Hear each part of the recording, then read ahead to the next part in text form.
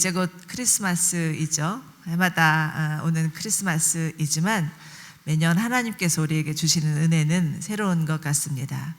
저는 개인적으로 저희 아버님 아버지죠, 친정아버지가 2년 전에 크리스마스 때 돌아가셨어요. 그래서 우리 식구들이 야, 정말 우리 아버지 평상시에도 이기적이시더니 예, 크리스마스 때 돌아가서 절대 잊지 못하게 하고 모든 사람 다 모여서 함께 또 모임도 하고 또 추도 예배 드리려고 하는구나라는 얘기를 하곤 합니다. 그래서 올해도 가족과 함께 하는 크리스마스 예배를 제가 준비하고 있는데 하나님께서 무슨 말씀을 주실지 기대하고 정말 그 말씀이 우리 가족을 또 한 해 동안 살아갈 수 있는 힘이 되리라고 믿습니다. 여러분, 하나님의 말씀은 언제나 우리에게 새로운 은혜와 힘과 또 살아갈 길과 방향을 준다는 것을 잊지 마시기 바랍니다. 우리가 지지난주에는 예수님을 맞이한 목자들 이야기를 살펴보았죠. 기억하시나요? 아멘. 네, 오늘은 또 동방박사 이야기를 좀 살펴볼 텐데요. 너무나 유명한 이야기고 우리가 너무나 잘 아는 이야기지만 하나님께서 오늘 말씀을 통해서 우리 각자 가운데 새로운 은혜를 주실 것을 믿으시기 바랍니다. 아멘. 네. 예수님께서 아기 예수로 이 땅에 오셨을 때 그 아기 예수님을 맞이한 그룹은 두 그룹이었죠. 누구죠? 다 알려드렸는데 제가 항상 여러분에게 말씀드릴 때는 언제나 답이 쉽습니다. 네. 지난주에 보았던 목자들, 그리고 오늘 또 본문에 나오는 동방박사들이죠. 이들은 너무나 이질적인 사람들이었습니다. 목자는 유대 베들레헴 가난한 동네에 사는 양치는 자들이었고, 동방박사는 페르시아라고도 하고 아니면 바벨론이라고도 하는 먼 나라에서 온 이방인들이었습니다. 상식적으로 생각할 때 이 두 그룹이 예수님을 맞이할 만한 자들은 아니었습니다. 만왕의 왕으로 오신 예수님을 맞이하기에 목자들은 너무나 미천한 자들이었고, 동방박사들은 예수님이 누구신지도 잘 알지 못하는 자들이었습니다. 그런데 오로지 이 두 그룹만 예수님을 맞이할 수 있었다는 것은 우리의 예상을 뒤엎는 일입니다. 여러분, 만약에 한 나라의 왕자가 태어났다고 생각해 보십시오. 당연히 그 왕자의 탄생으로 인해서 한 나라는 경사가 나고 나라는 떠들썩하고 그로 인해서 사람들은 흥분하고 다들 경축하며 기뻐할 것입니다. 이는 또 한 가정에서도 마찬가지이겠죠? 전도 이제 저희 집에 저희 큰아들이 저희 집안의 제일 큰 첫 손주로 태어났고 아이로 태어났는데, 아기가 태어나자마자 온 식구들이 직장도 며칠 동안 안 가고요. 또 제 동생들은 학교도 안 가고요. 아기를 보고 둘러앉아 갖고는 그냥 아기가 어떻게 빵긋 웃기라도 하면은 따라 웃고 울기라도 하면 어떻게 해야 되나 막 전전긍긍하고 하면서 보냈던 그런 기억이 있습니다.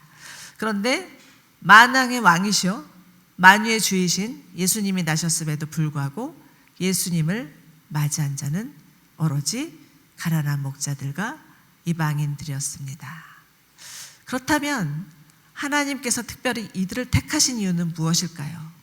하나님이 목자를 택하신 이유는 우리가 지지난주에 살펴본 것처럼 죄인의 구세주이심과 가난하고 연약한 자들의 친구이심을 알려주기 위함이었습니다. 동방박사들을 택하신 이유는 온 세상의 구주임을 알려주기 위함이었죠. 그래서 오늘은 이 동방박사의 행로를 통해서 정말 이 땅에 오신 예수님 이야기를 좀 더 살펴보겠습니다. 먼저 1절과 2절입니다. 우리 함께 읽을까요? 시작. 헤롯 왕 때에 유대의 베들레헴에서 예수가 태어나시자 동방에서 박사들이 예루살렘에 찾아와 물었습니다. 유대 사람의 왕으로 나신 분이 어디 계십니까? 우리는 동방에서 예수의 별을 보고 경배드리러 왔습니다. 자, 동방박사들이 먼저 찾은 곳은 헤롯의 궁이었습니다. 유대의 왕으로 나신 아기를 아련하기 위해서 왔으니 이들이 궁을 찾은 것은 당연한 일이겠죠. 그리고 헤롯 왕께 묻습니다. 유대 사람의 왕으로 나신 분이 어디 계십니까? 우리는 동방에서 예수의 별을 보고 경배드리러 왔습니다. 이렇게 고합니다. 아마도 이들은 하늘의 기상이나 별들을 관측하는 천문학자들이었을 것이라고 추측을 합니다. 하늘의 움직임을 보고 우주의 이치를 알고자 하는 자들이라고도 할 수 있겠죠. 오랜 동안 하늘을 관측하다가 예상치 않은 별의 움직임을 예의주시하게 되고 그 별을 따라 예루살렘까지 오게 된 것입니다. 그런데 이들은 여기서 이 별을 무슨 별이라고 표현하고 있나요? 예수의 별, 예수의 별이라고 표현하고 있습니다. 여러분, 성경에는 예수님을 별에 비유하고 있다는 것을 알고 계십니까? 민수기 24장 17절을 보면 한 별이 야곱에게서 나오며 한 규가 이스라엘에서 일어날 것이다, 이렇게 말씀하고 있고요. 또 요한계시록 22장 16절에서는 나 예수는 내 천사를 보내 교회에게 증언하게 했다. 나는 다윗의 뿌리요 자손이며 빛나는 샛별이다, 이렇게 말씀하십니다. 자, 그렇다면 우리는 이 말씀을 통해서 무엇을 알 수 있을까요? 예수님은 어두운 세상을 밝히기 위해서 오신 빛임을 알 수 있습니다. 요한복음에서 예수님은 자신을 스스로 나는 세상의 빛이다, 이렇게 말씀을 하셨죠. 여러분, 이처럼 예수님은 우리의 깜깜한 인생을 밝히시는 빛이십니다. 어두운 방에 스위치를 탁 키면 한순간에 밝아지듯이 우리 인생도 예수님이 오시면 밝아지는 것이죠. 우리 조금 전에 미자의 크리스마스에 출연한 분들 보셨는데, 이분들 이렇게 정말 당당하고 밝게 무대에 나와서 연기를 하시지만, 이분들이 이렇게 이 자리에 나와서 연기하시리라고는 정말 저희가 상상치도 못했습니다. 정말이지 한 분 한 분의 인생이 얼마나 힘들고 아프고 고통스러웠는지 아마 주변의 분들은 아실 것입니다. 이분의 인생을 드라마로 만들면 12부작을 넘어서 16부작도 부족해서 1년 내내 장편 드라마를 해도 정말 되지 않을 정도로 기가 막힌 인생들이었습니다. 그런데 이들에게 예수님이 오시니 이분들의 삶이 빛으로 변한 것이죠. 그러니 여러분의 인생을 바라보다가 막막하면 어디를 봐야 돼요? 예수님을 보셔야 합니다.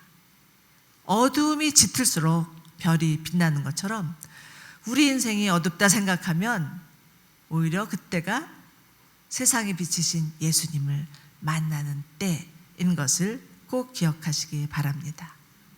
자, 그런데 요한계시록에서는 무슨 별이라고 했냐면 샛별이라고 이야기하고 있습니다. 여러분, 샛별은 언제 뜨는 별인지 아십니까? 답이 없으신데요. 새벽에 뜨는 별이죠. 샛별은 정말 깜깜한 어둠, 그 새벽에, 동틀녘의 새벽이 가장 어둡다고 하죠. 그때 빛나는 새벽별, 샛별이신 예수님, 그 예수님이 우리에게 오시면 그 예수님으로 인해서 우리의 삶은 빛 대신 예수님과 함께 살아갈 수 있는 은혜가 있음을 기억하시기 바랍니다. 자, 이제 동방박사들은 예수의 별을 보고 경배드리러 왔노라고 하는데, 여기서 경배드린다는 것은 입맞추다, 가까이 다가가다 라는 뜻입니다.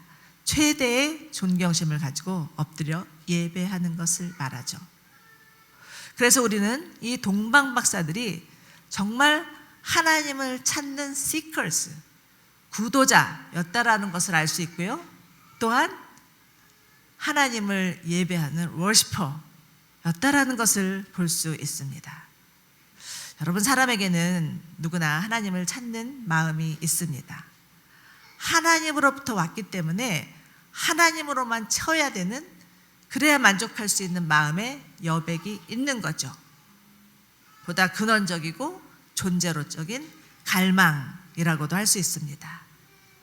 그리고 하나님은 하나님을 찾는 자를 반드시 만나 주십니다. 이를 꼭 기억하시기 바랍니다. 그리고 또 인간은 그 누구라도 하나님을 예배할 때 진정한 기쁨을 누리게 되고 자유와 회복을 경험하게 됩니다. 왜냐? 인간은 하나님을 찬송하기 위해서 지음받은 피조물이기 때문입니다. 그러니 여러분의 마음을 열고 하나님을 찾으시고 하나님께 예배하십시오. 하나님을 찾고 예배하는 것에 주저하지 마시기 바랍니다. 그럴 때 여러분이 한 번도 경험해 보지 못했던 참 자유와 기쁨과 평안을 누리게 되실 것입니다. 자, 그렇지만 이 예수님의 탄생에 대해서 많은 사람들, 그 주변에 예루살렘에 있는 사람들, 그들의 반응은 동방박사들과 같지는 않았습니다. 3절과 5절인데요. 한번 3절 5절 함께 읽겠습니다. 시작. 헤롯 왕은 이 말을 듣고 심기가 불편했습니다. 예루살렘도 온통 떠들썩했습니다. 헤롯은 백석의 대제사장들과 율법학자들을 모두 불러 그리스도가 어디에서 태어났는지 캐물었습니다. 그들이 대답했습니다. 유대의 베들레헴입니다. 예언자가 성경에 이렇게 기록했기 때문입니다. 그러나 너 유다 땅 베들레헴아, 너는 유다의 통치자 가운데 가장 적지 않구나. 내게서 통치자가 나와 내 백성 이스라엘의 목자가 될 것이다. 아멘. 자, 먼저 헤롯 왕은 동방박사들로부터 유대의 왕이 났다는 소식을 듣고는 그 심기가 불편했노라고 전하고 있습니다. 원어적 의미로 볼 때는 뒤흔들다, 흥분케 하다, 괴롭게 하다라는 뜻이 있는데요. 그만큼 헤롯의 마음이 그 소식을 듣고는 놀랐고 요동했고 괴로워하였다는 것입니다. 거기에는 그럴 만한 이유가 있었습니다. 헤롯은 원래 정식적으로 생각해 보면 유대의 왕이 될 수 없는 에서의 후손 이둠의 출신이었습니다. 한마디로 정통 유대인이 아니었다는 것이죠. 당시 팔레스타인 지역을 통치하고 있던 로마에게 뇌물을 많이 갖다 주고 그 왕위를 찬탈한 자였습니다. 그러니 도둑이 제발이 저리라고 유대의 왕이 나셨다는 말을 들으니 행여나 자신의 위치가 빼앗길까봐 전전긍긍했죠. 게다가 이 헤롯은 아주 의심이 많고 음흉하고 포악하기로 소문난 자였습니다.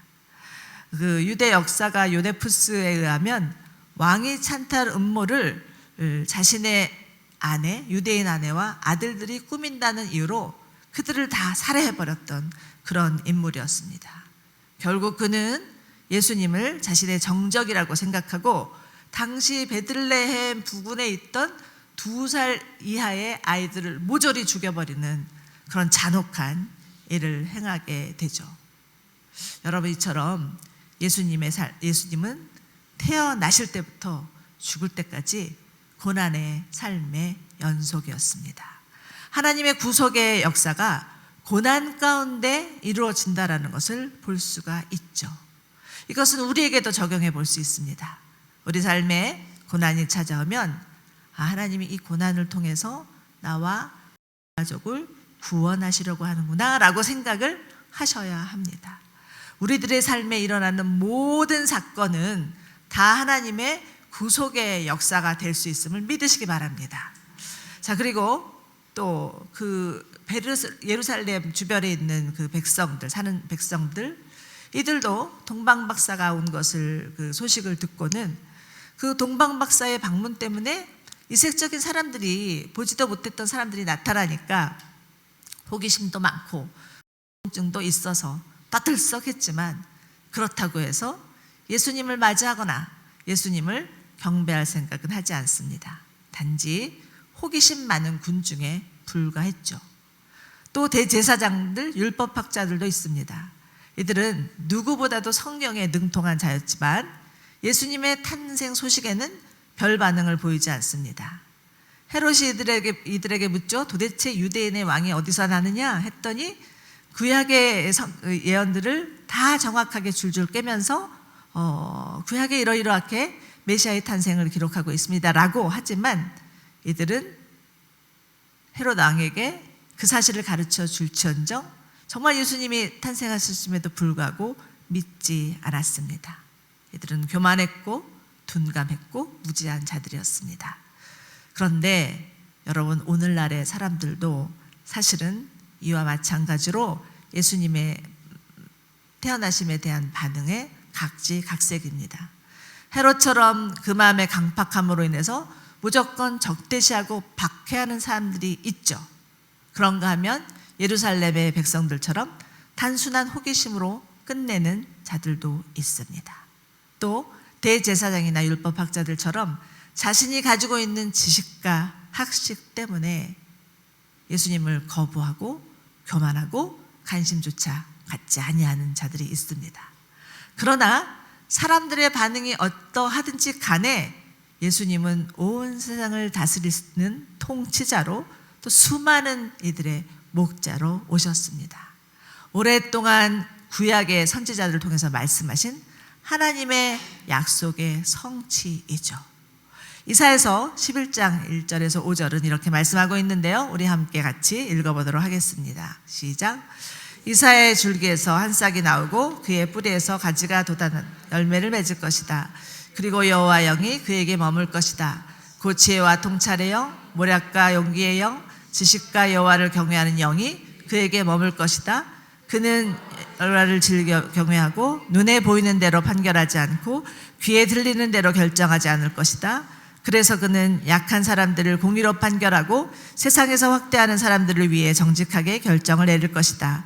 그는 그 입에 몽둥이로 세상을 치고 그 입술의 바람으로 죄를 범한 사람들을 죽일 것이다. 그는 정의로 그의 허리띠를 띠고 신실하심으로 그의 몸띠를 삼을 것이다. 아멘. 여러분, 예수님은 하나님이 말씀하신 대로 다윗의 후손으로 오신 하나님의 아들입니다. 예수님은 인간 왕처럼 눈에 보이는 대로 판결하지 않으셨고요, 귀에 들리는 대로 결정하지 않으신 사랑과 공의의 하나님이십니다.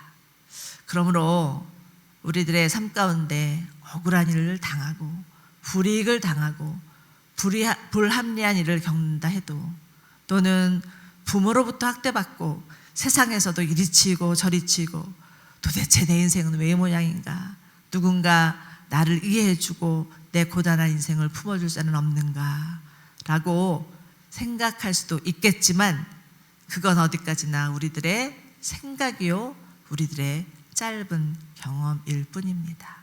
예수님은 우리를 구원하시기 위하여서 이 땅에 오셨고 사랑과 공의로 우리를 다스리시는 하나님이심을 믿으시기 바랍니다. 자, 그렇다면 우리는 어떻게 예수님 앞에 나아가야 하겠습니까? 마지막 9절과 11절입니다. 같이 읽겠습니다. 시작. 박사들은 왕의 말을 듣고 다시 길을 떠났습니다. 그런데 동방에서 보았던 별이 그들 앞서가서 아기가 있는 곳에 멈춰 섰습니다. 박사들은 별을 보고 뛸 듯이 기뻐했습니다. 집으로 들어가 보니 아기가 그 어머니 마리아와 함께 있었습니다. 그들은 엎드려 아기에게 경배하고 보물을 열어 황금과 유황과 모략을 예물로 드렸습니다. 아멘. 이처럼 예수님은 우리의 경배를 받으시기에 합당하신 분이십니다. 동방 박사들은 자신이 가지고 온 예물을 예수님 앞에 드리며 경배하죠. 그들이 드린 예물은 황금과 유황과 모략이었는데, 황금은 영원 불변한 왕권을 상징하고, 또 유향은 제사장들이 제사 드릴 때 하나님 앞에 올려드리는 그 향기를 말하는 것이고, 또 모략은 선지자들이 임명을 받을 때 주로 사용하는 관유의 주 재료였습니다. 이를 통해서 예수님은 우리의 왕으로, 제사장으로, 선지자로 오셨음을 알 수가 있는 것이죠. 그런데 더 중요한 한 가지 사실이 있습니다. 여러분, 마지막에 그 모략으로 드린 예물은, 모략은 예수님의 십자가와 순환을 상징합니다. 예수님께서 이 땅에 우리를 구원하기 위하여서 고난받으신 왕으로 오셨다는 것이죠. 예루살렘에 사는 백성들, 대사장들, 율법학자들은 이들이 예수님을 경배할 수 없었던 이유는 이들이 기다리는 왕은 고난받는 왕이 아니라 세상의 왕, 자신들에게 또 부족한 것들을 채워주고 병을 낫게 해주고 자신들이 원하는 것들을 해줄 수 있는 그런 세상의 왕이었기 때문입니다. 그렇지만 여러분, 세상의 왕은요, 오로지 자신의 부와 명예와 권력을 위해서 사람들을 이용할 뿐이지 절대 사람들이 원하는 것을 해줄 수도 없고 당연히 사람들을 구원할 수 없습니다.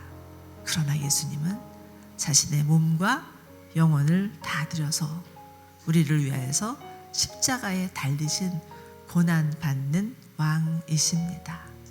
그러므로 우리는 이 동방 박사들처럼 이 땅에 오신 아기 예수께 경배 드리는 것이 마땅하죠. 저는 오늘 이 말씀을 짧게 준비하면서 정말 매번 맞는 크리스마스이지만 우리에게 동방 박사의 마음이 심어져서 정말 우리를 위하여서 이 땅에 오신 예수님께 우리가 가진 예물을 주님 앞에 드리며 주님을 경배하고 엎드려 주님만을 찬송하기를 원합니다.